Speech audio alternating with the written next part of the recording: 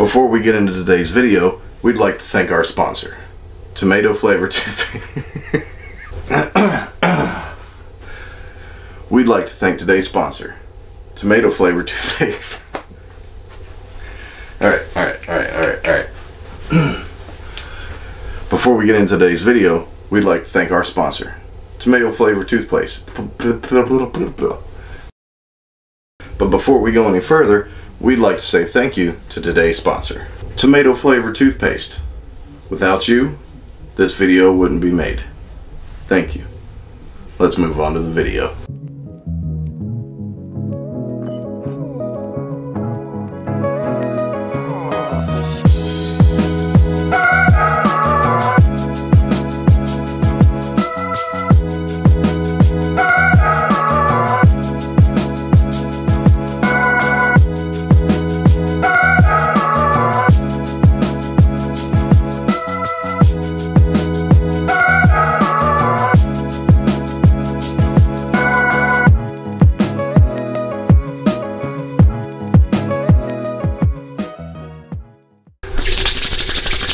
What's going on? Welcome back to In the Bag Disc Off. What we got for you today is yet another disc review. In honor of doing the KASTAPLAST RASK review just a day ago, we said, heck, let's do the KASTAPLAST RASK review. It's a fairly new disc. It is a variation of the RASK, of course. Here's how KASTAPLAST does their molds. If you see a Z on the end, it's a less stable version of the original disc. If you see an X on the disc, it's a more stable version of the original disc. So, RASK Z is going to be less stable than the beefcake that is the RASK. So, the numbers on this bad boy are 14, 3, -1, 3. So, you can tell it's still a really stable disc, and it's really fast. It's that 14 speed, and it is every bit of 14 speed, both of them. So even though you see that 0.4 and you're like, oh well, I got a stiletto that's a 0.4, I think it's a 0.4, I can't even remember. I have this disc that's a 0.4. Whatever, throw this disc and tell me it's not more stable. Just saying. I was pretty pumped when I heard about this disc coming out, because the RASK is purely a utility disc for me. Purely. So the RASK Z, when it was coming out, I was like, ooh, maybe that can be my headwind driver. Maybe. Or just a slightly longer version of my RASK, which would also be cool, because I'm only getting the RASK to that 260, 265 range, and that's it. Now, given it's going 265 and 100, you know, it's traveling a lot longer than that 265, but I'm not getting any straight distance but 265. That's it. And I gotta put it on an ante. I gotta throw it hard, and not a huge ante, just a little bit, just to keep it from just immediately out of my hands going hyzer. Like I said, was really pumped about the RASK Z.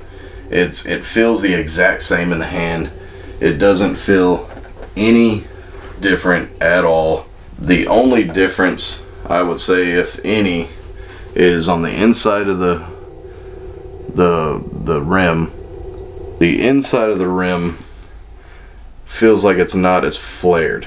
Like the regular RASK, it feels like maybe it comes up a little bit more, and this one feels a little bit flatter. But you can barely tell that this isn't going to come out real good on the video, but you just gotta trust me here. What we're gonna do is we're gonna go out, hit the field with it.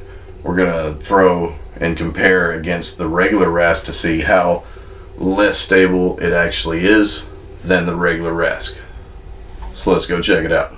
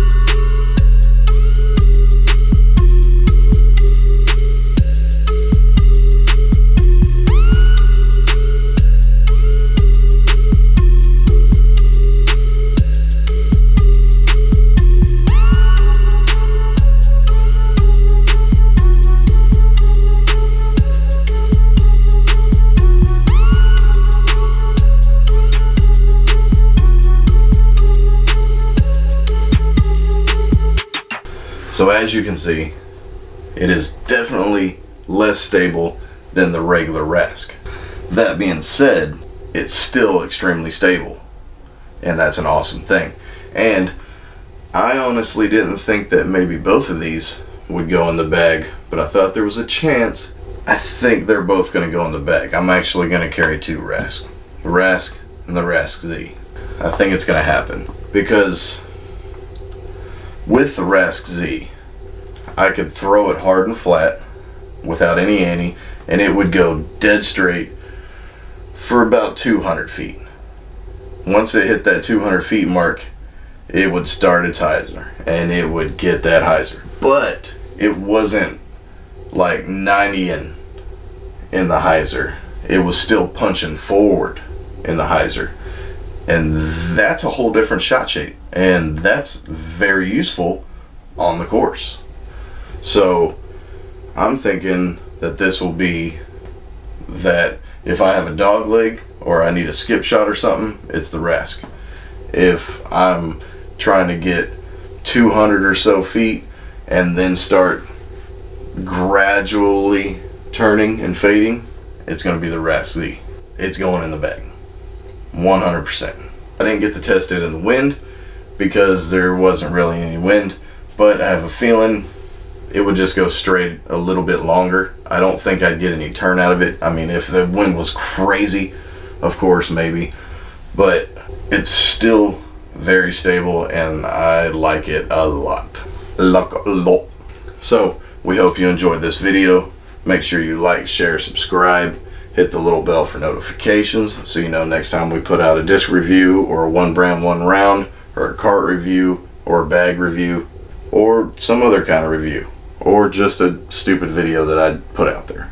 Make sure to check out these videos, maybe this video right here. We'll see you next time on In the Bag Disc Golf.